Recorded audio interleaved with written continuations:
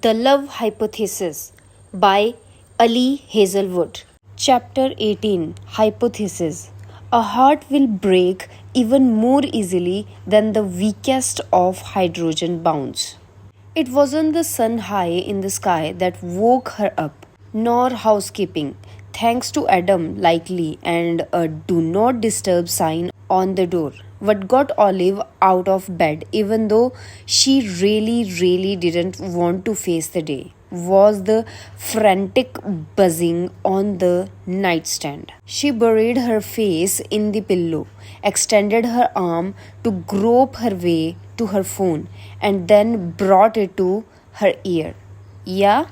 She bleated, only to find that it wasn't a call but a very long string of notifications. It included one email from Dr. Aslan congratulating her on her talk and asking for the recording, two texts from Greg. Have you seen the multi channel puppet? NVM found it. One from Malcolm. Call me when you see this. And 143 from Anne. What the? She blinked at the screen, unlocked her phone, and started scrolling up. Could it be 143 reminders to wear sunscreen? An O, An M, An G, An OMG, An OMG, OMG, OMFG, An. Where the hell are you? An Olive, An Olive Louis Smith, An JK. I know you don't have a middle name, An, but if you did, it would be Louis. Fight me. You know I am right. An, where are you? An, you are missing so much. You are missing so. An, where the hell is your room? I am coming to you. An, all, we need to talk about this in person. An, are you dead? An, you better be. It's the only way I will forgive you for missing this all. An, all, is this real life? Is it just fantastic? SGF, JHS, GFASF. An, all. Olive groaned, rubbed her face, and decided to skip the other 125 messages and text Anne her room number. She went into the bathroom and reached for her toothbrush, trying not to notice that the spot where Adams had been was now empty. Whatever Anne was freaking out about, Olive was likely going to be underwhelmed. Jeremy had Irish step danced at the department social, or Chase had tied a cherry stem with his tongue. Great entertainment value for sure, but Olive would survive missing either. She dried her face, thinking that she was doing a great job of not thinking of how sore she was, of how her body was buzzing, vibrating like it had no intention or stopping, not 2, not 3, not 5 hours from now, of the faint, comforting scent of Adam on her face. Yeah, a great job. When she stepped out of the bathroom, someone was about to tear down the door. She opened it to find Anne and Malcolm, who hugged her and started talking so loudly and rapidly she could barely make out the words, though she did catch the term paradigm shifting, life altering, and watershed movement in history. They chattered their way to Olive's unused bed and sat down. After a few more moments of overlapping babbling, Olive decided to intervene and lifted her hands. Hold on. She was already coming down with a headache. Today was going to be a nightmare for so many reasons. What happened? The weirdest thing, Anne said. Coolest, Malcolm interrupted. She means coolest. Where were you all? You said you were going to join us. Here, I just was trying after my talk and fell asleep, and Lame, all very lame. But I have no time to berate you for your lameness because I need to catch you up with what happened last night. I should tell her. Malcolm gave Anne a scathing look since it's about me. Fair enough. She conceded with a flourishing gesture. Malcolm smiled, pleased, and cleared his throat. All who have I have been wanting to have sex with for the past several years. She scratched her temple off the top of her head. She could name about 30 people. Victoria Beckham? No, well, yes, but no. David Beckham? Also, yes, but no. The other Spice Girl? The one in the Adidas tracksuit? No, okay, yes, but don't focus on celebrities, focus on real life people. Holden Rodriguez. Anne blurted out impatiently.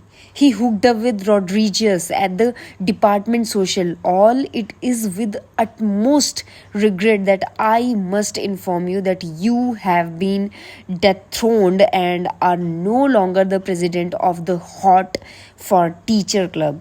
Will you retire in shame or accept the treasurer position? Olive blinked several times, an inordinate amount of time, and then heard herself say, wow, isn't it the weirdest? Coolest, Anne, Malcolm interjected. Coolest. Things can be weird in a cool way. Right, but this is pure 100% cool, 0% weird. Hold up, Olive interrupted. Her headache was growing a size or two. Holden is not even in the department. Why was he at the social? No idea, but you bring up an excellent point, which is that since he is in pharmacology, we can do whatever we want without having to tell anyone. Aunt tilted her head. Is that so? Yep, we checked Stanford's socialization regulations on our way to CVS to get condoms. Basically, foreplay.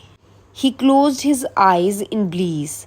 Will I ever step inside a pharmacy again without getting a boner?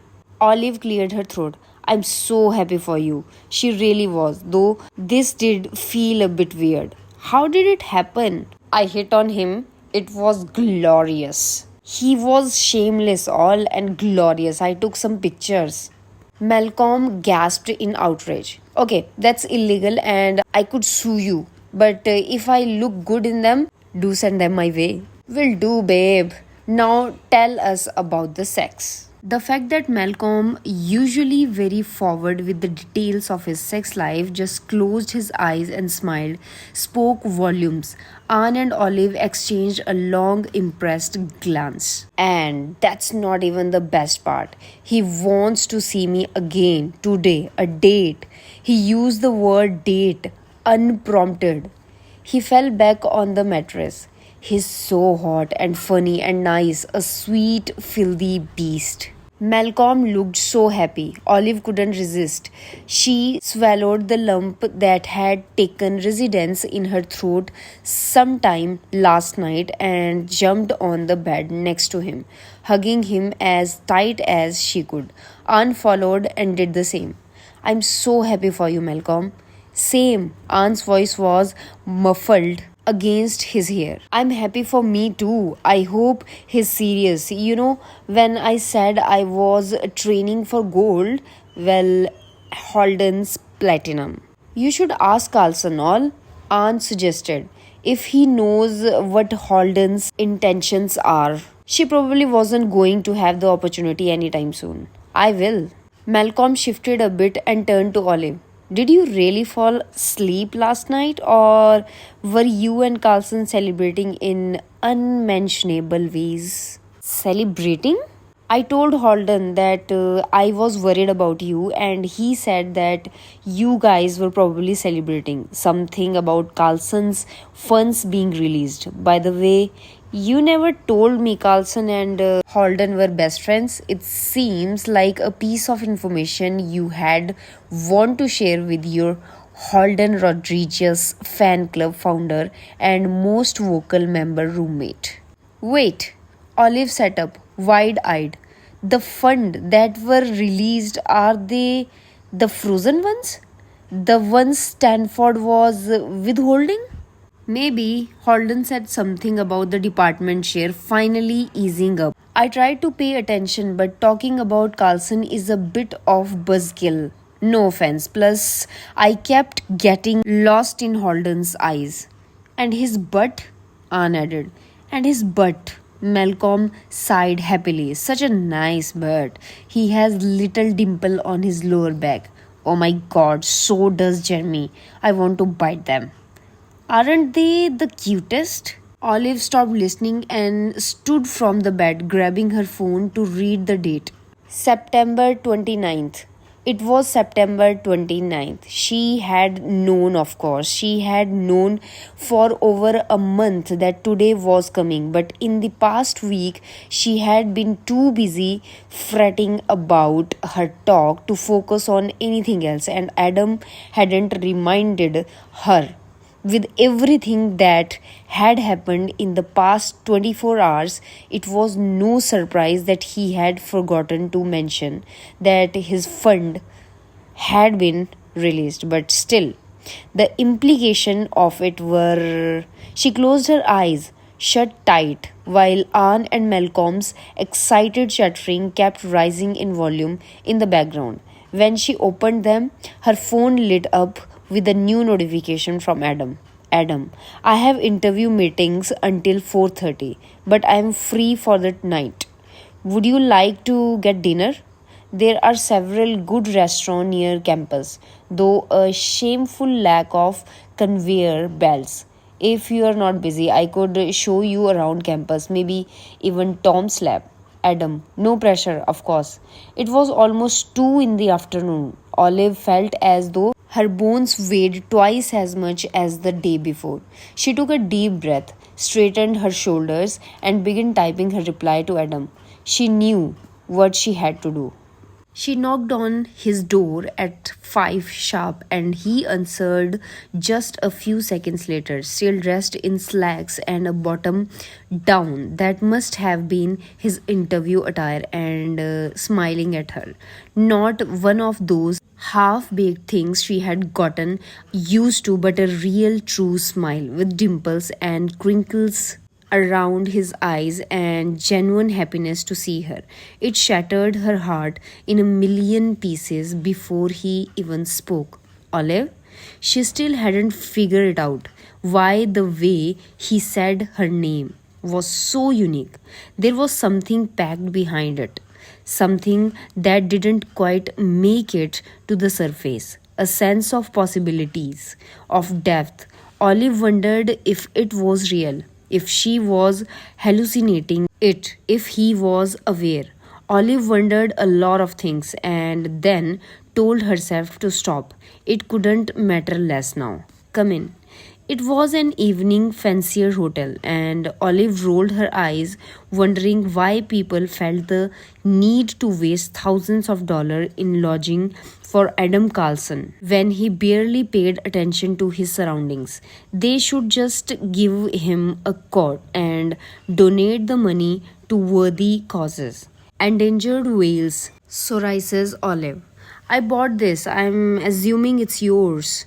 She took a couple of steps toward him and held out a phone charger, letting the cable and dangle, making sure that Adam wouldn't need to touch her. Is it? Thank you. It was behind the bedside lamp, probably why you forgot it. She pressed her lips together, or maybe it's old age, maybe dementia had already set in, all those amyloid plaques. He glared at her and she tried not to smile, but she already was, and he was rolling his eyes and calling her a smartass. And here they were, doing this again. Damn it. She let her eyes wander away because no, not anymore. How was the interview? Good, just day one though. Of how many? Too many, he sighed. I have grad meetings with Tom scheduled too. Tom, right, of course, this was why she was here to explain to him that. Thank you for coming out, he said, voice quiet and earnest, as though by hopping on a train and agreeing to see him. Olive had given him a great deal of pleasure. I figured you might be busy with your friends. She shook her head. No, Aunt's out with Jamie. I'm sorry, he said, looking genuinely regretful for her. And it took Olive several moments to recall her lie and his assumption that she was in love with Jeremy only a few weeks earlier, but it already seemed so long ago when she hadn't been able to imagine anything worse than Adam discovering her feelings for him. It sounded so foolish after everything that had happened in the past few days. She should really come clean, but what was the point now? Let Adam think what he liked. It would serve him better than the truth, after all. And Malcolm is with Holden. Ah, yes, he nodded, looking exhausted. Olive briefly fantasized about Holden texting Adam, the equivalent of what Olive and Anne had been subjected to for the past 2 hours, and smiled. How bad is it? Bad? This thing between Malcolm and Holden?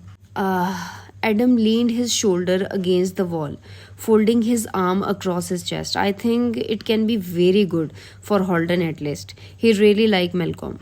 Did he tell you? He hasn't shut up about it. He rolled his eyes. Did you know that Holden is secretly 12?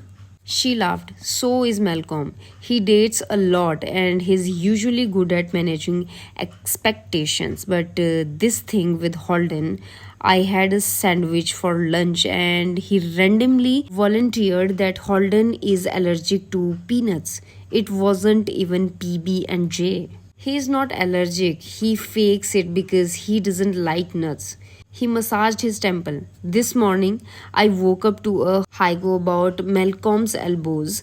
Holden had texted it at 3 a.m. Was it good? He lifted one eyebrow and she laughed again. They are the worst? Adam shook his head. But I think Holden might need it. Someone to care about, who also care about him. Malcolm too. I'm just concerned that he might want more than Holden is willing to offer. Believe me, Holden is very ready to file taxes jointly. Good. I'm glad. She smiled. And then felt her smile fade just as quickly. One sided relationships are really not good. I would know, and maybe you would too. He studied his own palm, undoubtedly thinking about the woman Holden had mentioned. No, no, they are not. It was a weird kind of ache, the jealousy. Confusing, unfamiliar, not something she was used to. Half cutting, half disorienting, and aimless. So different from the loneliness she had felt since she was 15. Olive missed her mother every day, but with time, she had been able to harness her pain and turned it into motivation for her work, into purpose. Jealousy, though, the misery of it didn't come with any gain, only restless thoughts and something squeezing at her chest whenever her mind turned to Adam. I need to ask you something, he said. The seriousness of his tone made her look up. Sure. The people you overheard at the conference yesterday, she stiffened. I had rather not. I won't force you to do anything, but whoever they were, I won't. I think you should consider filing a complaint. Oh God, God, was this some cruel joke? You really like complaints, don't you? She laughed once, a weak attempt at humor. I'm serious, Olive, and if you decide you want to do it, I will help you however I can. I could come with you and talk with SBD's organizer, or we could go through Stanford's Title 9 office. No, I am not going to file a complaint. She rubbed her eyes with the tip of her fingers, feeling as though this was one giant painful prank, except that Adam had no idea. He actually wanted to protect her when all Olive wanted was to protect him. I have already decided it would do more harm than good. I know why you think that. I felt the same during grad school with my mentor. We all did, but there are way to do it. Whoever this person is, Adam, she ran one hand down her face. I need you to drop this, please. He studied her, silent for several minutes, and then nodded. Okay, of course. He pushed away from the wall and straightened, clearly unhappy to let the subject go, but making an effort to do so. Would you like to go to dinner? There's a Mexican restaurant nearby, or sushi, real sushi, and a movie theater. Maybe there are one or two movies playing in which horses don't die. I'm not hungry actually. Oh, his expression was teasing, gentle. I didn't know that was possible. Me neither. She chuckled weakly and then forced herself to continue. Today is September 29th. A beat. Adam studied her, patient and curious. It is. She bit into her lower lip. Do you know what the chair has decided about your funds? Oh, right, the funds will be unfrozen. He seemed happy, his eyes brilliant in an almost boyish way. It broke her heart a little. I meant to tell you tonight at dinner. That's great. She managed a smile, small and painful in her mounting anxiety. That's really great, Adam. I'm happy for you. Must have been your sunscreen skills. Yeah, her laugh sounded fake. I will have to put them on my CV. Fake girlfriend with the extensive experience, Microsoft Office, and excellent sunscreen skills. Available immediately. Only serious scholars. Not immediately. He looked at her curiously, tenderly. Not for a while, I had say. The weight, the one that had been passing into her stomach since she had realized what needed to be done, sank heavier. Now, this was it, the coda. The moment it all ended. Olive could do this and she would, and things would be all the better for it. I think I should be. She swallowed, and it was like acid down her throat. Available. She scanned his face, noticed his confusion, and clenched her fist in the hem of her sweater. We gave ourselves a deadline, Adam, and we accomplished everything we wanted. Jeremy and Anne are solid. I doubt they even remember that Jeremy and I used to date, and your fund have been released, which is amazing. The truth is, her eyes stunk. She closed them tight, managing to push the tears back barely. The truth, Adam, is that your friend, your collaborator, a person you clearly love and are close to, horrid and despicable. He told me things that might be truth or maybe lies. I don't know. I'm not sure. I'm not sure of anything anymore, and I would love to ask you so badly, but I'm terrified that he might be right and that you won't believe me. And I am even more terrified that you will believe me and that what I tell you will force you to give up something that is very important to you, your friendship and your work with him. I'm terrified of everything, as you can see.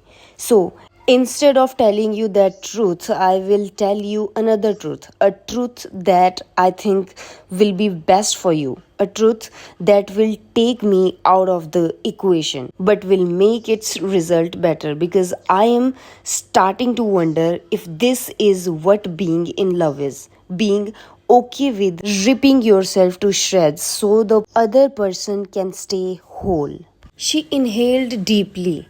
The truth is, we did great, and it's time we call it quits. She could tell from how his lips parted, from his disoriented eyes searching hers, that he wasn't yet passing what she had said. I don't think we will need to explicitly tell anyone. She continued. People won't see us together, and after a while, they will think that it didn't work out, that we broke up, and maybe you. This was the hardest part, but he deserved to hear it. He had told her the same after all, when he had believed her in love with Jeremy. I wish you all the best, Adam, at Harvest and with your real girlfriend, whoever you may choose. I can't imagine anyone not reciprocating your feelings. She could pinpoint the exact women in down on him.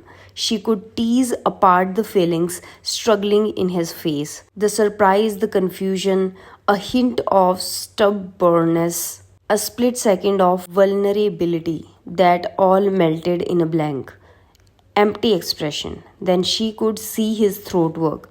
Right, he said. Right. He was staring at his shoes, absolutely motionless, slowly accepting her words. Olive took a step back and rocked on her heels. Outside, an iPhone rang, and a few seconds later, someone burst into laughter. Normal noises on a normal day. Normal. All of this. It's for the best, she said, because the silence between them that she just couldn't stand. It's what we agreed on.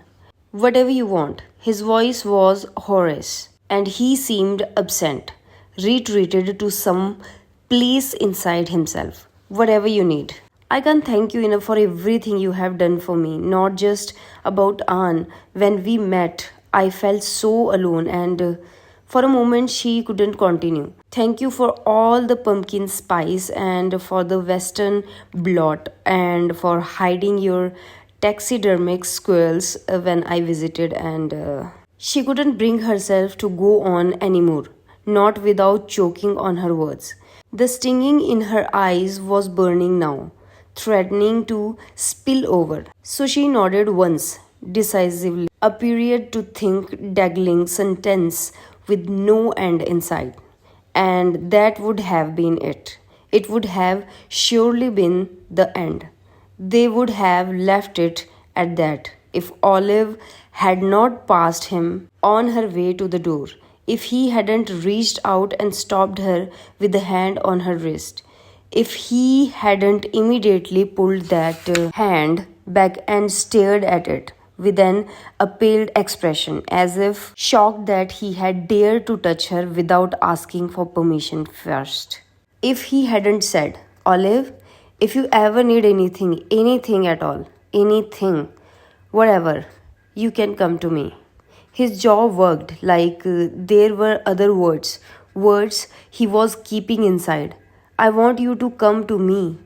She almost didn't register weeping wetness off her cheek with the back of her hand or moving close to him. It was his scent that jolted her alert. Soap and something dark, subtle but on so familiar. Her brain had him mapped out, stored away across all senses. Eyes to his almost smile, hands to his skin, the smell of him in her nostrils. She didn't even need to think about what to do, just push up on her toes, press her fingers against his biceps, and kiss him gently on the cheek. His skin was soft and warm and a little prickly, unexpected but not unwelcome. An apt goodbye, she thought, appropriate, acceptable. And so was his hand coming up to her lower back, pulling her into his body and stopped her from slightly back on her heels, or the way his head turned, until her lips were not brushing the skin of his chin anymore. Her breath hitched, a chuff against the corner of his mouth, and for a few precise seconds she just savored it. The deep pleasure that ran through them both as they closed their eyes and let themselves just be here with each other. Quite still, one last moment. Then Olive opened her mouth and turned her head, breathing against his lips. Please.